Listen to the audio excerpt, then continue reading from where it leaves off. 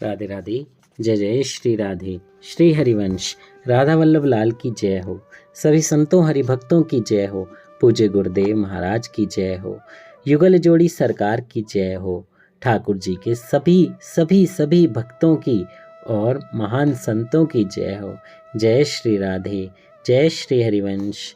बहुत बहुत स्वागत है आपका हमारे चैनल में। तो आइए आज हम एक बहुत ही प्यारा भक्त चरित्र श्रवण करते हैं जिनका नाम है भक्त नीलांबर दास। बहुत बहुत प्यारा चरित्र है, बहुत आनंद आएगा और इसको छोड़ना नहीं है, पूरा सुनना है, आधा अधूरा नहीं सुनना है। जय हो। जय श्री राधे। तो प्रभु का नाम लेते हुए आइए भक्त नीलांबर दास जी की कथा का श्रवण करते हैं। हरि हरि कही पागल फिरें, डोलें हाल बेहाल, जिनके हिये में बसी गयो, हिये हारी नंदलाल। जय हो। जय हो। सच सच बात है। हरि हरि कही पागल फिरें, डोलें हाल बेहाल, जिनके हिये में बसी गयो, हिये हारी नंदलाल। जिसके हृदय में ये नंदलाल बस गए हों, हमारे कन्हैया बस गए हों, उनका बाल रूप बस गया हो, उनकी लीलाएं बस गई हों, फिर तो वो आदमी हरी हरी बोलता हुआ ही पागल घूमता फिरता रहता है। हाल उसका बेहाल ही हो जाता है, क्योंकि उसको एक ऐसा प्रेम मिल जाता है जो इस संसार में शायद ही किसी को मिले। बहुत किस्मत वाले होते हैं जिन्हें हरि की सेवा, हरि का प्रेम, युगल जोड़ी सरकार का स्नेह और लाड़ दुलार मिले, गुरुदेव की कृपा मिले, क्योंकि गुरुदेव के आशीर्वाद से ही हमें ये सब मिल पाता है। तो आइए इस प्यारी सी कथा का श्रवण करते हैं और देखते हैं कैसे हमारे भक्त नीलांबर दास जी हरि के प्रेम में डूब गए। जय हो। नीलांबर दास के हृदय में वह हृदयहारी नंदलाल बस गया था। घर पर स्त्री थी, पुत्र थे, भरा पूरा कुटुंब था, धन था, मान प्रतिष्ठा थी, किंतु जब वह चितचोर किसी के चित्त को चुरा लेता है तब ये ही संसार के सुख, जिनके लिए लोग दिन रात हाय हाय करते हैं, अनेक पाप करने से भी नहीं हिचकते हैं, उसे विष जैसे लगते हैं। नीलांबर दास का भी भाग्योदय हो गया था। उनका हृदय भी उस हरि ने चुरा लिया था। घर द्वार, धन दौलत, स्त्री पुत्र, मान प्रतिष्ठा, सबको तृण के समान त्याग कर, सबसे पिंड छुड़ाकर वे उत्तर प्रदेश से श्री जगन्नाथपुरी को चल पड़े थे। नीलाचल के दर्शन की प्यास उनके प्राणों में जाग उठी थी। मुख से हरि हरि कहते, मन से हरि का ध्यान करते वे मतवाले की भांति चले जा रहे थे। अनेक पर्वत, नदी, नाले, वन, नगर पार करते नीलांबर दास गंगा किनारे पहुंचे। वर्षा की ऋतु बड़ी हुई, भगवती भागीरथी की धारा, ना कोई ग्राम न घाट, संध्या हो चुकी थी। नीलांबर दास गंगा तीर पर उस निर्जन स्थान में बैठकर भजन करने लगे। थोड़ी देर में उधर से एक मल्लाह जाल लिए मछली मारता नौका पर निकला। नीलांबर दास ने उसे पुकारा, अरे भाई, कृपा करके इस ब्राह्मण को उस पार उतार दो, तुम जो मांगोगे वही दूंगा, भाड़े के लिए चिंता ना करो। मल्लाह को लगा कि यात्री के पास धन है। अच्छा शिकार फंसा समझकर वह नौका किनारे ले आया।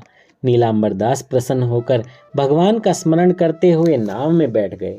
सूर्य देव छिप चुके थे, अंधकार बढ़ता जा रहा था। नीलांबर दास नौका पार लगाने की शीघ्रता कर रहे थे, पर यह देखकर कि मल्लाह उनकी बात सुनता ही नहीं और वह धारा में नाव बहाए ले जा रहा है, तो उन्हें संदेह हुआ। वे बोले, भाई तेरा मतलब क्या है? तू मुझे मार डालना चाहता है क्या? अच्छा, मैं भी देखता हूँ कि श्री जगन्नाथ की यात्री को तू कैसे मारता है। मल्लाह ने कहा, मेरा मतलब समझने में अब तुम्हें बहुत देर नहीं लगेगी। तुमको यदि किसी को याद करना है तो करो, मैं तुम्हें अभी नीलाचल पहुंचाए देता हूँ। इस निर्जन प्रदेश में बड़ी गंगा के बीच यात्री को मारकर फेंक देना और उसका धन छीन लेना बड़ा सरल काम था। मल्लाह पहले से इसलिए नौका पर बैठाकर यात्री को ले आया था। अब नीलांबर दास ने घबराकर भगवान को पुकारना प्रारंभ किया। एक बार श्री जगन्नाथ जी के दर्शन होने पर प्राण भले चले जाएं, पर उन रथारूढ़ नीलाचल के दर्शन अवश्य हों। इस विपत्ति से वे दया में ही ब्राह्मण को बचा सकते हैं। जय हो, जय हो। हमारे जीवन में भी बहुत विपत्तियां आती हैं। हमारे जीवन में कुछ ना कुछ परेशानियां जरूर लगी रहती हैं। हम क्या करते हैं, विचार करके देखिए। हम सबसे पहले अपने दोस्त को फ़ोन करते हैं, उससे मदद मांगते हैं। फिर हम अपने पेरेंट्स को बोलते हैं। जब इससे भी काम नहीं चलता तो हम दूसरे लोगों का सहारा लेने लगते हैं। ऐसे लोगों को ढूंढते हैं जो हमारी मदद कर सकें। पर हम गलत करते हैं, हम गलती करते हैं। जो इस पूरी सृष्टि को चला रहे हैं, जो इस पूरी सृष्टि के सृजन करता है, पालन करता है, विनाश करता है, सब कुछ वही करते हैं। फिर हम किसी और इंसान का सहारा क्यों लें? जब हमारे ठाकुर हमारे पास हैं तो उन्हीं के आश्रित हो जाइए, उन्हीं को पुकारिए, उन्हीं को बोलिए। वो ही कोई ना कोई लीला करेंगे, कोई ना कोई रूप रख कर आएंगे। आपको किसी से मांगना भी नहीं पड़ेगा। ये बात मैंने अपने जीवन में भी आजमाई है। आप भी कोशिश कीजिए, एक बार भरोसा तो कीजिए।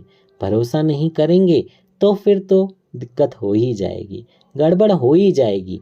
क्योंकि कोई भी इंसान, यानी जिससे भी हम मदद मांगने जाते हैं, वो उसके अंदर भगवान तो हैं, लेकिन उसके अंदर की अपनी मंशा क्या है वो हम नहीं जानते। लेकिन हाँ, हम इतना जानते हैं कि हमारे भगवान की मंशा क्या है, हमारे मन की मंशा क्या है।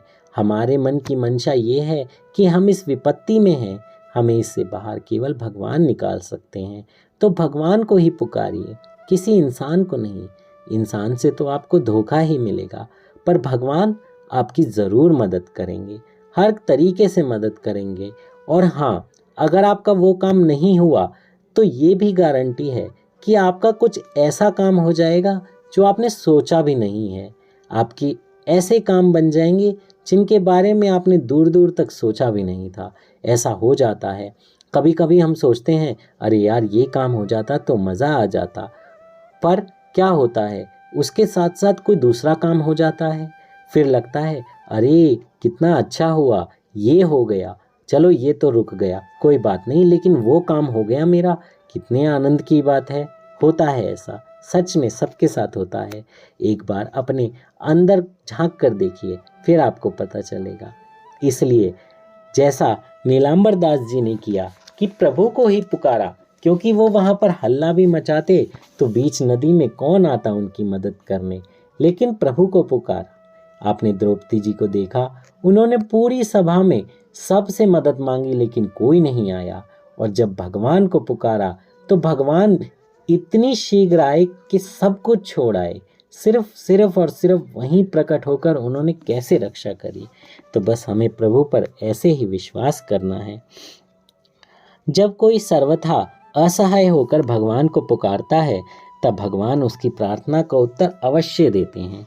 वे जगन्नाथ एक राजपूत का वेश धारण करके किनारे पहुंचे और उन्होंने पुकारा, अरे ओ मल्लाह, नाव किनारे ले आ। यदि तुझे मरने की इच्छा ना हो तो चल, झटपट इधर आ जा। मल्लाह की तो नानी मर गई। भय से थर थर कांपने लगा वो, लेकिन नाव को वह बहाव में बहाए ही जा रहा था। अब उसने दूसरी पुकार पर भी ध्यान नहीं दिया तो एक बाण खट से आकर नौका में घुस गया और किनारे से शब्द आया, अब की बार नाव पर बाण मारा है, अब यदि तू इधर नहीं आया तो तेरा सिर उड़ा दूंगा। मल्लाह भय के कारण सफ़ेद पड़ गया।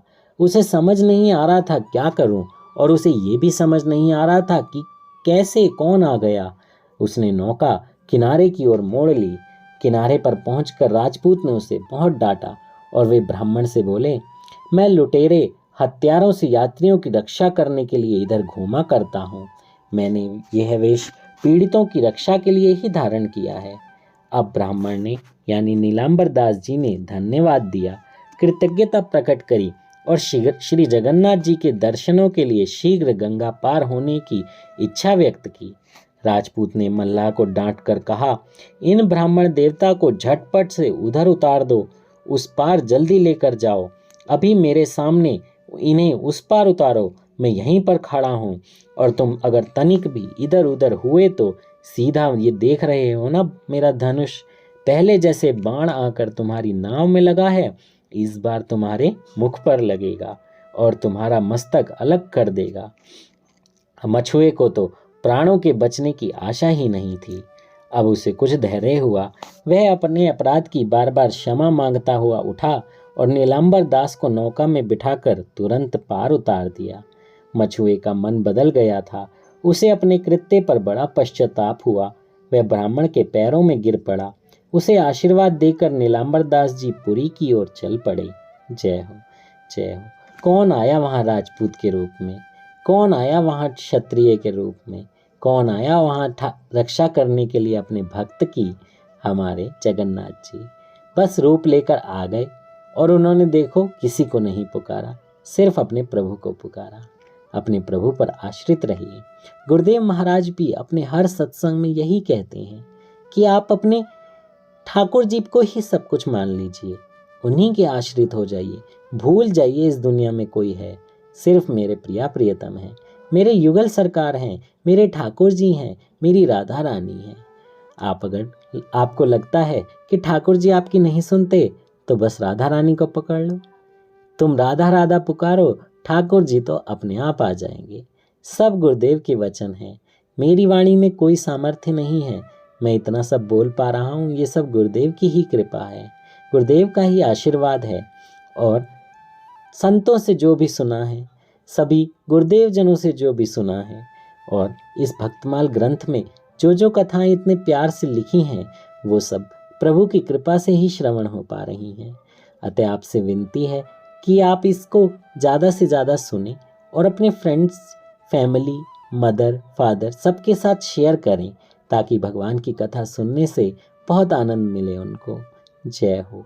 बहुत सारी कथाएं हैं और भी बहुत संतों की कथाएं हैं जो इस प्लेलिस्ट में अवेलेबल हैं। आप आराम से दिन भर एक एक, दो दो, तीन तीन कथाएं सुन सकते हैं। सब बहुत छोटी छोटी हैं, ज़्यादा बड़ी नहीं हैं। जय हो। उसके बाद क्या हुआ? भगवान जगन्नाथ बलराम जी और सुभद्रा के साथ रथ पर विराजमान हैं। लाखों भक्तों का समूह जय जयकार कर रहा है। चारों ओर कीर्तन, जय घोष, आनंद ही आनंद है। पुरी पहुंचने पर नीलांबर दास को भगवान की इस झांकी के दर्शन हुए। वे बेसुध से होकर भगवान के रथ के सामने साष्टांग दंडवत करते हुए गिर पड़े। लोगों ने दौड़कर उन्हें उठाना और मार्ग से हटाना चाहा, पर अब नीलांबर दास को कौन हटा सकता था? वे तो श्री जगन्नाथ से एक हो गए थे।